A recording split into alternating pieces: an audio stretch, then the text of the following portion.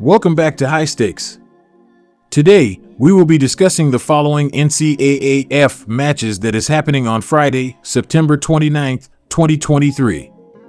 We will be providing our team, total, and prop picks for the day. Before we get started, please remember to subscribe to our channel and turn on notifications so you don't miss any of our videos. If you want access to our premium picks, you can check out our Patreon page. You can find the link to our Patreon page in the description and comment section below. Louisville versus NC State. Take Louisville to win and cover. The Louisville Cardinals brought in head coach Jeff Brohm this season from Purdue, and he has led the team to a 4-0 start.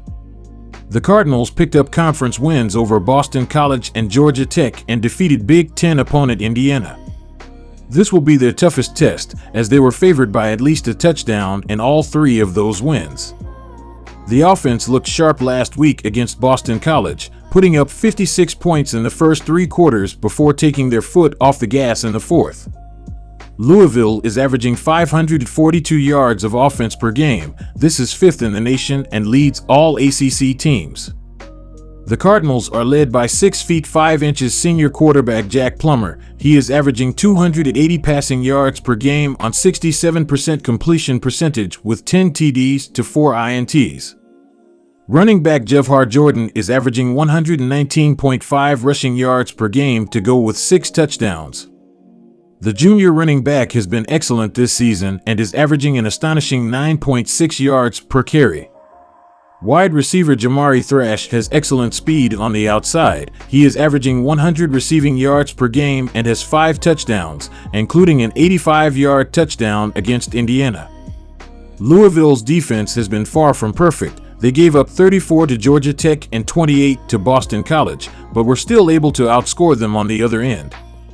Defensive back Devin Neal has been their most impactful player. He shares the team lead in tackles with 21 and also has 3 pass deflections and an interception.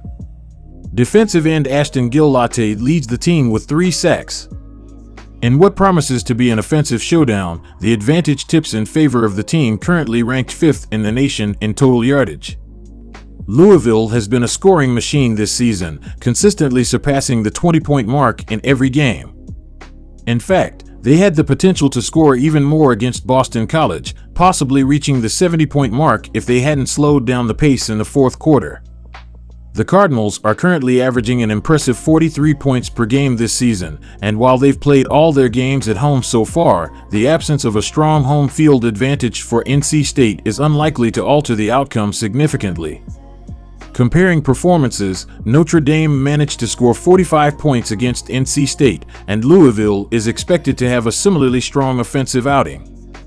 NC State's Brennan Armstrong has shown a heavy reliance on the running game and hasn't displayed optimal field vision, evident in his 5-to-4 TD-INT ratio. Louisville possesses a superior running back in Jordan and boasts the game's best receiver in Thrash. These offensive weapons are expected to contribute significantly to the Cardinals' point production, making it challenging for the Wolfpack to keep pace. Also take the over. Brennan Armstrong is the starting quarterback for the NC State Wolfpack, but he spent the past 3 seasons playing at Virginia. Armstrong returned as a visitor to his old school and helped his new team pull out a close 24-21 win. After the game, Armstrong said it was pretty surreal, pretty weird to play as a visitor in Scott Stadium. He finished with 180 passing yards with 2 touchdowns and 1 interception, while only completing 50% of his passes. The Wolfpack are 3-1 this season, with their only loss coming in respectable fashion to number 10 Notre Dame. Armstrong's passing stats have been modest. He is averaging 214.8 yards per game, but needs to improve his 5-to-4 TD-INT ratio. The quarterback is also the top rushing threat. He has 225 rushing yards on the season, and the next highest rusher only has 117. Kevin Concepcion has been the top passing target. He has 22 catches for 238 yards on the season with 2 touchdowns. The next highest pass catcher is Porter Rooks with just 9 catches for 108 yards. NC State has allowed 326 yards per game and held all opponents to 21 or under except for the Irish, who put up 45. Senior linebacker Peyton Wilson has been all over the field this season. He has 46 tackles on the season, and the next highest defender has just 22. The team has 11 sacks on the season, led by D.E. Red Hibbler with 3.5. 4 different defenders have an interception on the year. NC State scored exactly 24 points against Notre Dame, Virginia, and UConn. Armstrong will be able to manufacture scoring drives against a Louisville team that is better on offense than defense. Louisville has quietly been one of the best offenses in the country. If the Cardinals win and put up impressive numbers here, they should expect to crack the top 25 with a 5-0 record.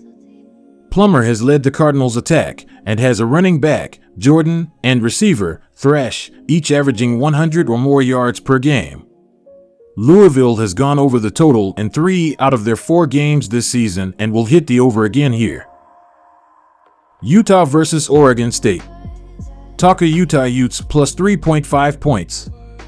Utah is ranked 10th in the country with a 4-0 record and a 1-0 record in the Pac-12.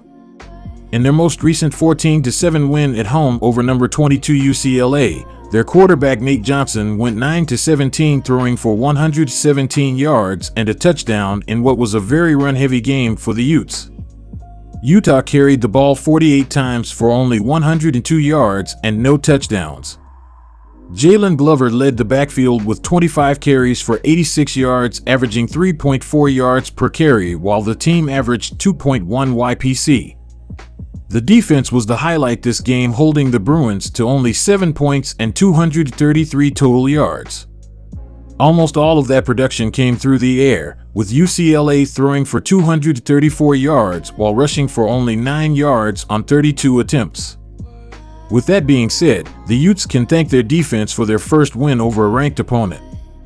The Utes enter their upcoming game on the road against Oregon State as 3.5-point underdogs despite being ranked higher than the Beavers. The offense for Utah will be the key for them in this game. They have to find a way for their pass catchers to get more involved, whether that be implementing more motion or RPO to use the run game to fuel the pass. While they are a run-heavy team and that works for them, being one-sided will not bode well for them in this game, especially if they trail as it progresses. This is where the defense comes in.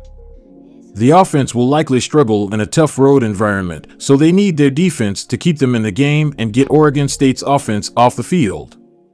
This may be asking a lot of the Utes, but they are going to have to play well if they want to win on the road against a tough conference opponent. ChatGPT. I'm inclined to choose Utah to cover the spread in this game for a few compelling reasons. While home field advantage can be significant, it tends to diminish quickly when a team falls behind by a couple of touchdowns early in the game.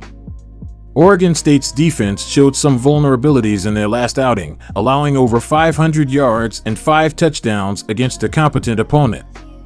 Although Utah's offense hasn't been exceptionally dominant, they should be more than capable of establishing their running game and moving the ball effectively. On the defensive side, Utah has showcased its strength, particularly in stopping the run.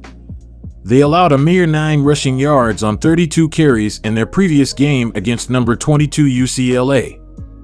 This suggests that Oregon State may encounter difficulties running the ball, which, in turn, could hinder their ability to sustain drives and move the chains effectively. In terms of historical matchups, Utah has a favorable track record, having won 8 of their last 10 meetings against Oregon State. This history further boosts confidence in the Utes' ability to cover the spread in this game. If you're feeling bold, sprinkling in a moneyline bet could be an even more aggressive wager worth considering. Overall, the matchup appears to strongly favor Utah, and the fact that they are on the road should not discourage you from betting on their success. Also take under 45.5 points. Oregon State is ranked 19th in the country with a 3-1 record and an 0-1 record in the Pac-12. In their most recent 38-35 loss on the road against Washington State, the Beavers weren't quite able to climb back from an early deficit, dropping the game by a field goal in the end. Their quarterback DJ Uiagalelei, Clemson transfer, went 17-34, throwing for 198 yards, a touchdown, and a pick. Silas Bolden led the receivers with 5 receptions for 76 yards, while Anthony Gould had 4 catches and 61 yards. A majority of the production and scoring came from the backfield, with the Beavers rushing for 242 yards and 4 touchdowns while averaging 6.2 yards per carry. The defense struggled, allowing over 500 yards and 38 points, with a majority of that damage coming through the air. Oregon State will have to address their lack of defense if they want to compete in a loaded conference. The Beavers enter their upcoming game at home against Utah as 3.5-point favorites over Utah. Playing at home influences this a good bit, but the Beavers are going to have to prove they are deserving of being the favorite. With that being said, the defense is going to be crucial for Oregon State in this game. They have to find a way to limit downfield passing and prevent opponents from continuously moving the sticks against them. Utah has found much success on offense this season, so there is no better time to start than this game. The offense will also have their hands full this game, facing a stout Utah defense. For them to move the ball consistently, they will have to establish the run early on in the game and allow for it to open up the passing game. The Utes' run defense is their strength, so if the Beavers can take that away early, they will have a much easier time operating their offense. Taking the under in this game for a couple of reasons. This line opened up at 45.5 and has since moved down to 44.5, indicating sharp action on the under. We see two teams that rely on the run to establish their offense, which will chew the clock and result in a lower scoring game. Utah's defense has also been one of the best in the country, holding teams to an average of 9.5 points in their first 4 games. Oregon State's defense hasn't been the best, but neither has Utah's offense, which is also playing on the road, so they should struggle as well. This game will likely see both teams punting and stalling out in the red zone often, resulting in more field goals and, more importantly, less points. In terms of trends, Utah has gone under in all 4 of their games so far. In addition, when these teams have faced off in the past, they have gone under in 7 of their past 10 matchups overall. For these reasons, I am confident in taking the under for this game.